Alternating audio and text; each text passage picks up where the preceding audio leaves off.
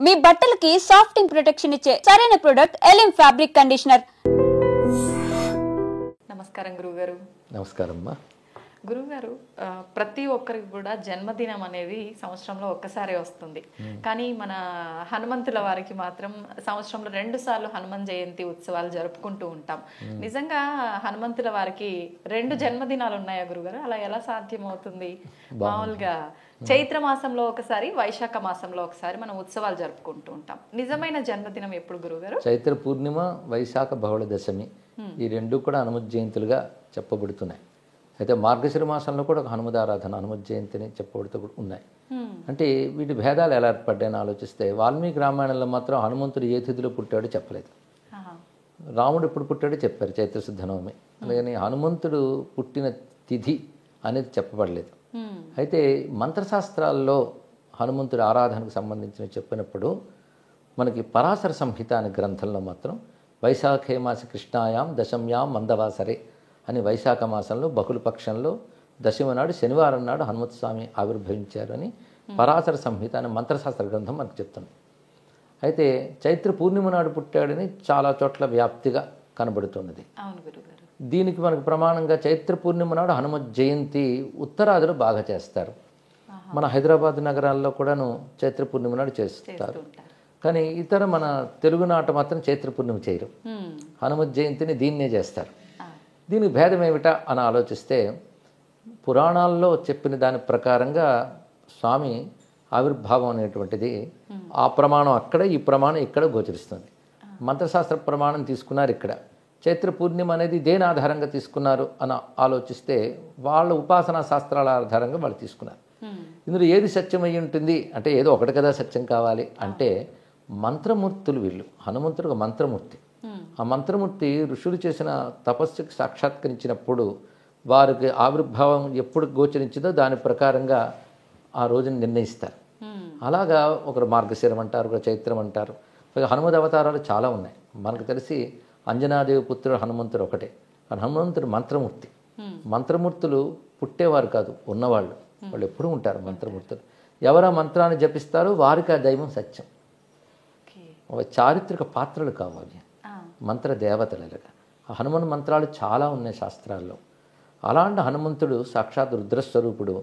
లోక కళ్యాణార్థం ఒకానొక ప్రయోజనం కోసమని అంజనాదేవి గర్భంలో ఆయన ఆవిర్భవించారు. అది మాత్రం వైశాఖంలో బహుళ దశమి అని చెప్తున్నారు ప్రసిద్ధిగా. అందుకు అది మనం ప్రమాణంగా తీసుకుంటున్నాం. అయితే కొంతమంది చెప్తారు అది ఎంతవరకు ప్రమాణము, కానీ ఆయన ఉద్భవించింది మాత్రం వైశాఖ బహుళ దశమే. కానీ హనుమత్ స్వామి ఉద్భవించిన తర్వాత సూర్యుడి వైపు వెళతాడు కదా, వెళ్ళినప్పుడు ఇంద్రుడు వజ్రాయుధంతో కొడతాడు. దానితో హనుమంతుడు మూర్ఛితుడై పడిపోతాడు. అంత వజ్రాయుధం కూడా ఆయన ఏం చేయలేకపోయింది.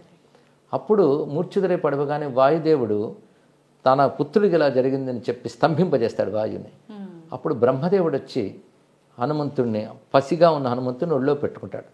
తర్వాత ఆయన చెయ్యి నిమరగానే హనుమంతుడికి మెలకు వస్తుంది. కనుక వైశాఖ బహుళ దశమి నాడు పుట్టిన హనుమత్ స్వామి తిరిగి దెబ్బతిన్నాక బ్రహ్మదేవుడి ఒళ్ళో తిరిగి లేచినది చైత్ర పూర్ణిమ కనుక దాన్ని కూడా లెక్క కట్టి 2 జయంతులు ఆయనకు చేశారు అని కొందరు పెద్దల వివరణ ఇచ్చారు. కనుక 2 రకాల జయంతులు అంటే మొదట పుట్టినది అదే, తర్వాత దెబ్బతిని మళ్ళీ ఆయన రావడం అనే దాన్ని కూడా మరొక ఆవిర్భావం కింద భావన చేశారు. పైగా ఋషులకి సాక్షాత్కరించినటువంటివి కూడా ముహూర్తాల కిందకు వస్తాయి. ఏ ముహూర్తంలో సాక్షాత్కరించాడో దాన్ని వాళ్ళు ప్రధానంగా చెప్తారు. హనుమన్మూర్తులు చాలా చాలా ఉన్నాయి. హనుమన్ మంత్రభేదాలు కూడా చాలా ఉన్నాయి. పంచముఖాంజనేయ మూర్తి ఉంది, అది రామాయణంలో కనబడుతుంది మనకి. అదేవిధంగా ఆపదుద్ధార హనుమన్ మంత్రుడు మరో మంత్రం ఉంది. విశేషంగా హనుమన్ మంత్రాలు చాలా చాలా గోచరిస్తాయి. తులసీదాసుల వారు హనుమదుపాసకుడు. ఆయన అలాంటి హనుమన్ మూర్తిని చూశాడు ఆయన ప్రత్యక్షంగా. అందుకే హనుమాన్ చాలీసా మొదలైనవన్నీ ఆయనే రాశారు కదా. కనుకనే కథలో పాత్రగా ఉన్న హనుమంతుడు, మంత్రశాస్త్రాలు హనుమంతుడు, ఈ రెండిటికి మనకి తేడా ఎందుకు కనిపిస్తుందంటే కథలో పాత్ర వచ్చినప్పుడు హ్యూమన్ లిమిటేషన్స్, ఒక మానవుడిగా ఉన్నప్పుడు ఎలా ఉంటారో అలా ప్రవర్తించాడు ఆయన. మంత్రదేవతలు వాళ్ళకి ఆ పరిమితులు ఉండవు, వాళ్ళ స్వరూపంతో సంచరిస్తుంటారు. అయితే ఒక మంత్రదేవతే ఆవిర్భవిస్తుంది. అవతారం అనేది దేన్ని అనాలంటే ఒక మంత్రాది దేవత, ఎప్పుడూ ఉండే మంత్రాది దేవత లోక కళ్యాణం కోసం రూపం స్వీకరించినప్పుడు అవతారం ఉంటారు. రాముడు అంతే, ఆయన సాక్షాత్ నారాయణుడు. రామతారక మంత్రం వేదాల్లో ఉంది. ఆ తారక మంత్ర దేవతే దశరథ పుత్రుడిగా ఆవిర్భవించాడు. మనకి రామకథ ఆయన మానవుడికి వచ్చిన కానీ మనందరికీ తెలిసింది. హనుమంతుడు కూడా అంజనాదేవికి పుత్రుడిగా కలిగాడు ఆయన. అంతకుముందు ఆయన మంత్రదేవతే ఎప్పుడూ ఉండేవాడే. అయితే మంత్రదేవత అవతరిస్తే గొప్పతనం ఎలా ఉంటుందంటే మామూలు మాల్లాగే తిరుగుతున్నట్టు కనబడతారు, కానీ ఆ మంత్రశక్తి వాళ్ళు చేసే పనుల్లో కనబడుతుంటుంది. అంటే హనుమంతుడు ఉన్నాడు అంటే పంచముఖాంజనేయుడు అంటాం. 5 ముఖాలు అంటే ఒకటి వానర ముఖం, ఒకటి సింహముఖం, మూడవది గరుడ ముఖం, వరాహ ముఖం, హయగ్రీవ ముఖం. 5 వదనాలు. 5 వదనాలతో భూమి మీద ఆయన తిరగలేదు, ఆయన వానర వదనంతోనే తిరిగాడు. మరి పంచముఖాంజనేయుడు ఎందుకంటే పంచముఖాంజనేయ మంత్రం ఉంది. ఆ మంత్ర దేవత మాత్రం 5 ముఖాలకు ఉంటుంది. ఆయన హనుమంతుడిగా వచ్చినప్పుడు మామూలు వానర వదనంతోనే ఉన్నాడు, కానీ ఆయన చేసిన పనుల్లో 5 దేవతా లక్షణాలు కనబడతాయి. అంటే వానరుడు పుట్టుకతోనే వానరుడు. ఇక నరసింహ స్వరూపం అంటే రాక్షస సంహారం చేసినప్పుడు ఆయన నరసింహుడిలాగా విజృంభించాడు. గరుత్మంతుడి స్వరూపం అంటే ఆయన వేగంలో ఎగిరేటప్పుడు గరుత్మంతుడు కూడా ఎందుకు పనికిరాడన్నారు. అందుకు గరుత్మంతుడి స్వభావం కూడా ఆయన చూపించాడు. అలాగే వరాహస్వామి స్వభావం కూడా చూపించాడు. వరాహస్వామి సముద్రంలో మునిగిపోయిన భూమిని ఉద్ధరించాడు. అలాగే హనుమత్ స్వామి శోక సముద్రంలో సీతమ్మను ఉద్ధరించాడు. ఉద్ధరించడమే వరాహతత్వం. అది ఆయన పనులు అది చూపించాడు. హయగ్రీవ స్వామి అంటే సర్వవేదముల యొక్క మూర్తి, ఆయన జ్ఞానం. హనుమంతుడు కూడా అంత గొప్ప జ్ఞాని, అందుకే అక్కడ హయగ్రీవ లక్షణం చూపించాడు.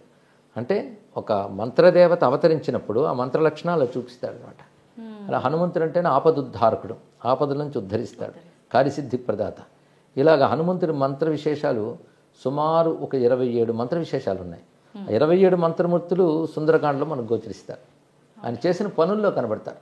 కానీ మంత్రదేవతలు అవతరించినప్పుడు మంత్ర లక్షణం వాళ్ళ చేతల్లో చూపిస్తారు. అందుకే మనం చేతలు వింటూ ఉన్నా చదువుతూ ఉన్నా ఆ మంత్రశక్తి మనకు వస్తుంది. అందుకే హనుమత్ కథ, రామకథ కేవలం ఒక ఉత్తమ పురుషుల కథ మాత్రమే కాదు, అది మనం పారాయణం చేయడం వల్ల మహిమను చూస్తున్నాం. మహిమ మంత్రం వల్ల వస్తుంది.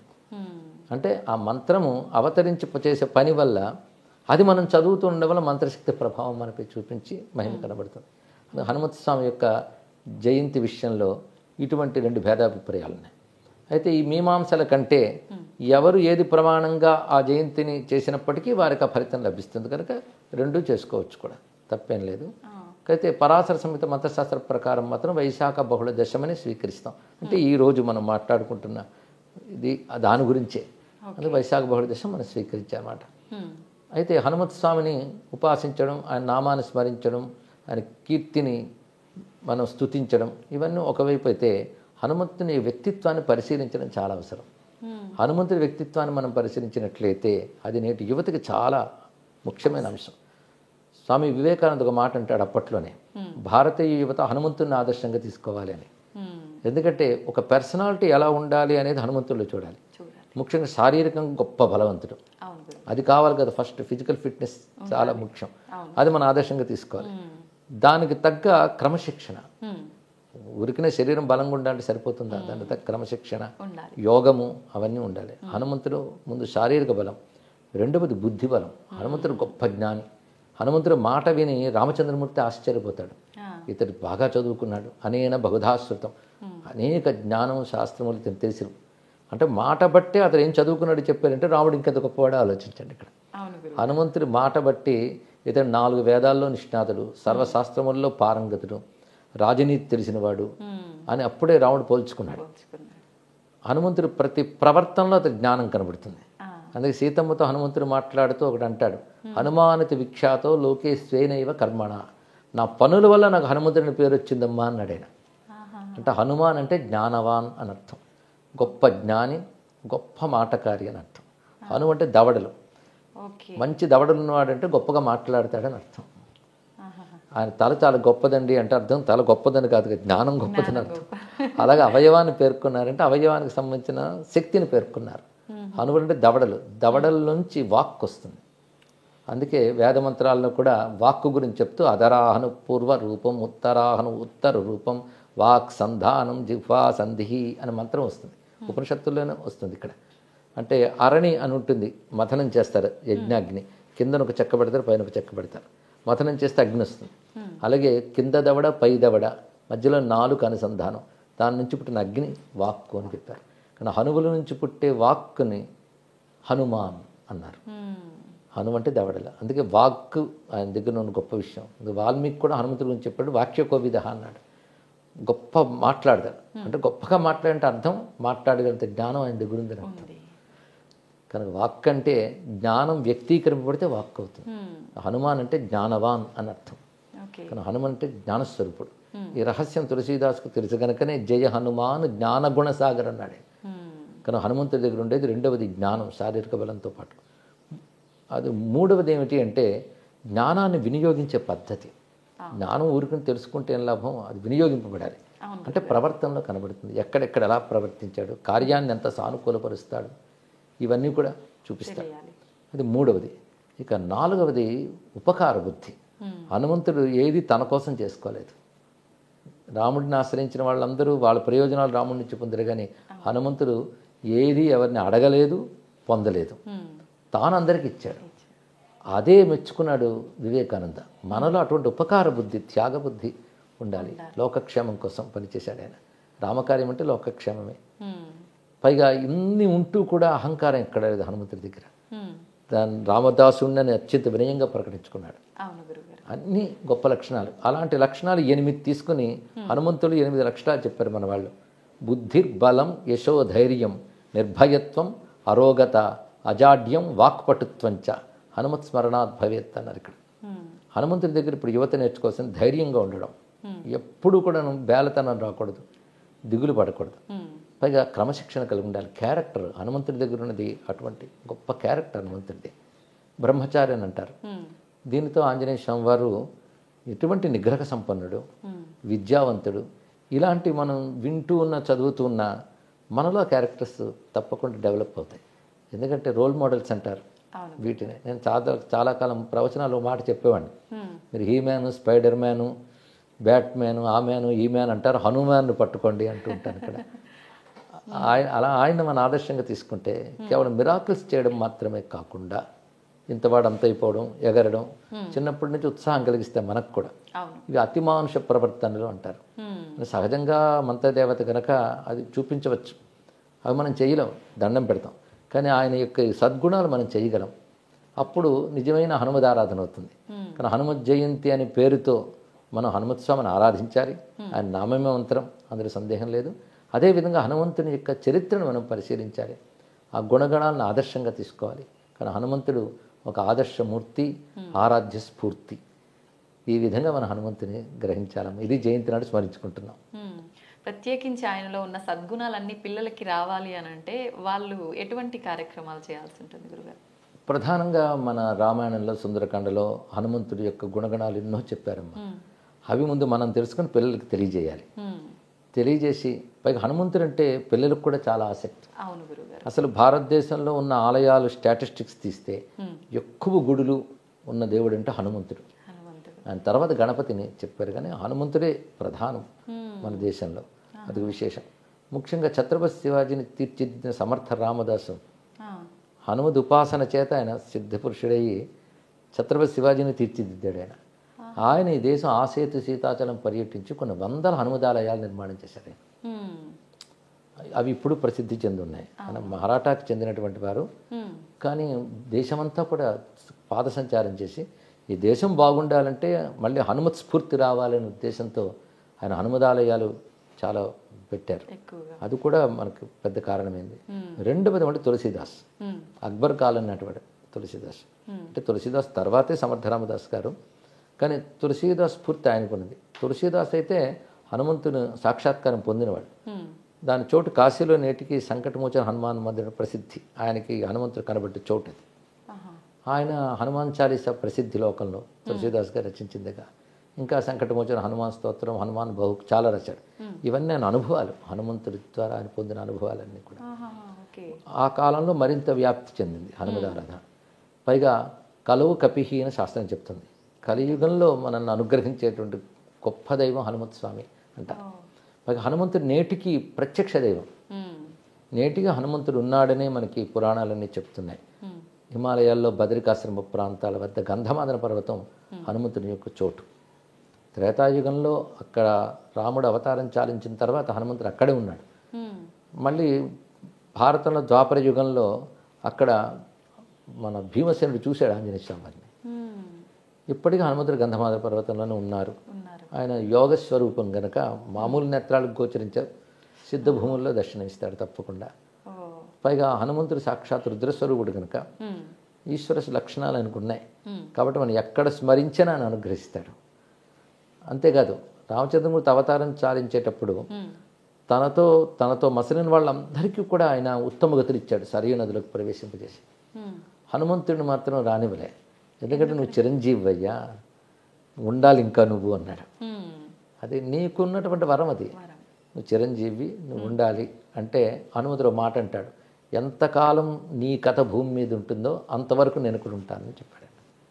రామకథ ఇంకా ఉంది కనుక హనుమంతుడు ఇంకా ఉన్నాడు. అందుకే మన ప్రసిద్ధిగా ఎత్ర ఎత్ర రఘునాథ కీర్తనం తత్ర తత్ర కృతమస్తకాంజలి ఉంది. ఎక్కడెక్కడ రామకథ చెప్పబడుతుందో అక్కడ హనుమంతుడు ఉంటాడు ఏదో రూపంలో అని మన వాళ్ళ నమ్మకం, కొందరికి అనుభవం. అందుకే హనుమంతుడు నేటికి ఒక రూపంతో ఉన్నాడు, అనేక రూపాలతో గోచరిస్తుంటాడు కనుక ఆయన ప్రత్యక్ష దైవం అని అంటారు. ఈ యుగంలో తొందరగా అనుగ్రహించగలిగే శక్తి హనుమద్ ఆరాధనలో మనకు కనబడుతుంటుందమ్మా. అందుకే హనుమత్ జయంతికి అంత ప్రాధాన్యం. దేశమంతా చేస్తారు, సింధూర పూతలు, తమ్ముల పుటాకు పూజలు, ఇవన్నీ కూడా పూజా విధానాల్లో హనుమంతుడికి ప్రీతిపాత్రమైనవని మంత్రశాస్త్రం మనకు చెప్తోంది. సుదర్శన సంహిత, అగస్త్య సంహిత, పరాశర సంహిత లాంటి మంత్రశాస్త్రాల్లో హనుమన్మూర్తుల గురించి చాలా వర్ణించారు. హనుమన్ మంత్రాలు చాలా ఉన్నాయి. ఆ మంత్రాలను పద్ధతిగా సాధన చేసి సిద్ధి పొంది హనుమద్ దర్శనం, మహిమ పొందిన వాళ్ళు చాలామంది నేటికి ఉన్నారు. అటువంటి భక్తుల వల్లే భగవతత్వం వ్యాపిస్తుంది. అలాగే వ్యాపించింది కనుక ఇప్పుడు దేశమంతా ఈ జయంతులు, ఉత్సవాలు చక్కగా చేసుకుంటున్నారు. అయితే గురువు గారు, మామూలుగా మనము ఏది తీసుకున్నా ప్రతి ఒక్క భగవంతుని కూడా ప్రసాదంగా పెడుతుంటాం. కానీ హనుమంతుల వారిని చూసుకుంటే వడలు ప్రసాదంగా నివేదన చేయకుండా మాల రూపంలో వేస్తూ ఉంటారు. ఎందుకని గురువు గారు? అంటే భగవంతుడు ఒక్కటైనా అనేక దేవతా రూపాలతో ఉంటారు. ఒక్కొక్క దేవతకు ఒక్కొక్క ప్రత్యేకత ఉంటుందమ్మా. వాళ్ళకి నివేదించే పదార్థాలు, వాటికి విశేషాలు ఉంటుంటాయి. ఉదాహరణకి గణపతికి ఉండ్రాళ్ళు, సూర్యనారాయణకి పాయసం, ఇలా చెప్తారు. హనుమంతుడికి ఈ వడలు, అరటిపళ్ళు ఇవి చాలా ప్రసిద్ధి. ఇది మాలగా వేసి అలంకారంగా కూడా వేయడం ఏంటంటే మాల అనంతత్వానికి సంకేతం. అందుకు అది మాలగా సమర్పించుతూ అని మనం పరిమితంగా ఇచ్చినా అపరిమితంగా భావించాలనే ఉద్దేశంతో ఈ మాలా సమర్పణం కూడా చేస్తారు. ఓకే. అయితే గురువు గారు, ఇప్పుడు హనుమంతుల వారిది హనుమాన్ చాలీసా అయితే ఏంటి, చరిత్ర కూడా మీరు చదవమని చెప్పారు. ఇవి చదవాలి అని అంటే ప్రత్యేకమైన రోజు లేదంటే నియమాలు ఏమైనా పాటించాల్సి ఉంటుందా? మామూలుగా చరిత్ర చదువుకోవడం ఏ రోజైనా చదువుకోవచ్చమ్మా, వారిని నిరంతరం భావించవచ్చు. హనుమంతుడు మరొక విశేషం ఏంటంటే గ్రహబాధలు పోగొట్టే దేవతల్లో హనుమంతుడు, గణపతి ఇద్దరిని ప్రధానంగా చెప్పుకోవాలి. అందులో శనిగ్రహం, ఈ శని సంబంధించిన బాధలు ఉంటూ ఉంటాయి కదా, ఏలినాటి శని, అర్ధాష్టమ శని, ఇలాంటివి ఉన్నటువంటి వారిని నిగ్రహించాలంటే హనుమదారాధన చాలా విశేషంగా పనిచేస్తుంది అని పెద్దలు చెప్తూ ఉంటారు. దానికి కొన్ని కథలు కూడా చెప్తారు. శనిని నిగ్రహించడం హనుమంతుడి గొప్పతనం ఏమిటనేది. పైగా పుట్టింది శనివారం.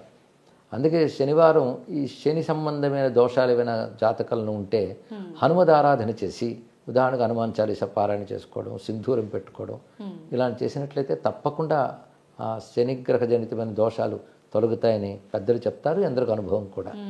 మంగళవారం, శనివారం ఆయనకి ప్రధానంగా ప్రీతిపాత్రంగా చెప్తారు. ఓకే. ఎక్కువగా అంటే ప్రతి ఒక్క దైవానికి కూడా ఒకటే రోజు ఏదో ఒకటి పర్టికులర్ వారం అనేది ఉంటుంది కదా గురుగారు, ఎందుకని హనుమంతుల వారికి 2 వారాలు, మంగళవారం, శనివారం? సాధారణంగా ఆయన శనివారమే జన్మించాడు కనుక శనివారమే ప్రధానం. కానీ కుజగ్రహ దోషాలు పోగొట్టడంలో కూడా ఆయన గొప్పవాడు కనుక అది మంగళవార ఆరాధన చెప్తున్నారు. ఓకే. గురుగారు, చాలా మంది హనుమంతుల వారిని పూజించాలి అని అంటే మీరు చెప్పినట్టుగా ఇట్లాంటి శని బాధలు ఇలాంటివి ఉన్న వాళ్ళు హనుమంతుల వారి చుట్టూ ప్రదక్షిణలు చేస్తే బాగుంటుంది, మనం అనుకున్న కోరికలు తీరుతాయి, ఇలాంటి దోషాలు పోతాయి అంటుంటారు. నిజంగా అది నిజమే అంటారా? చాలా మందికి అనుభవం అమ్మా, అందుకే అవి తీసిపారేయడానికి లేదు, చేసిన వాళ్ళకి లభిస్తున్నాయి. నా కోరిక ఏంటంటే అక్కడితో ఆగిపోకూడదు. ఎందుకంటే ప్రతివాడికి గ్రహబాధలు ఉంటాయి, తొలగాలి, ఆనందంగా ఉండాలనుకుంటారు, చెయ్యొచ్చు. కానీ దానికంటే ముందు వ్యక్తిత్వం బాగు చేసుకోవాలి, క్యారెక్టర్ బాగు చేసుకోవాలి, ఉత్తమ వ్యక్తులుగా తయారవ్వాలి. ఆ కోణంలో హనుమంతుడిని ఆరాధించాలి.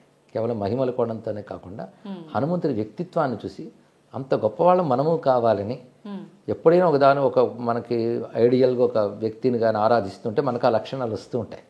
అందుకే హనుమద్ ఆరాధన వల్ల మనం ఇలాంటి సత్స్వభావాలు, మంచి గుణాలు అలవరుచుకుంటే అది నిజమైన హనుమద్ భక్తి అనిపించుకుంటుందమ్మా. అది రావాలి. అది రావాలని మనం హనుమంతుని ప్రార్థిద్దాం. అవును గురుగారు, తప్పకుండా. గురుగారు, హనుమాన్ జయంతి అనగానే ఎక్కువగా ఆలయాల్లోనే మనకు జరుపుతుంటారు. ఇంట్లో చేసుకోవాలి అనుకునే వాళ్ళు సింపుల్గా ఎలా చేసుకోవచ్చు? హనుమంతుడి చిత్రపటం పెట్టుకుని మనం షోడశోపచార పద్ధతులు ఎక్కడైనా దొరుకుతాయి. ఏవి దొరకకపోతే హనుమాన్ నామాలు చాలు. శ్రీ ఆంజనేయాయ నమః, హనుమతయ్య నమః, మారుతయ్య నమః అంటే ఆయన నామాలతోనే తమలపటాకులు పూజ చేసుకోవడం, సింధూర పూజ చేసుకోవడం, ధూపం దీపం ఈ పళ్ళు ఏవో నైవేద్యం పెట్టుకుని చేసుకుని సరిపోతుంది. ఆలయాల్లో ప్రతిష్ఠ చేస్తారు కనుక శక్తి ఎక్కువ కేంద్రీకృతం అవుతుంది కనుక ఆలయాలకు వెళ్ళడం కూడా మంచిది. ఇంట్లోనూ చేసుకోవాలి, ఆలయాలకి వెళ్ళాలి. గురుగారు, లాస్ట్లో ఇంకొక చిన్న సందేహం.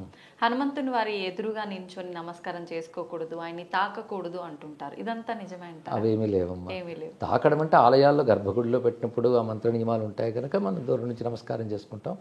ఏ దేవతకి ఎదురుగా ఉండి నమస్కరించకుండా పక్కకు పెట్టడం వినయంతో కూడినటువంటి అంశం అమ్మా.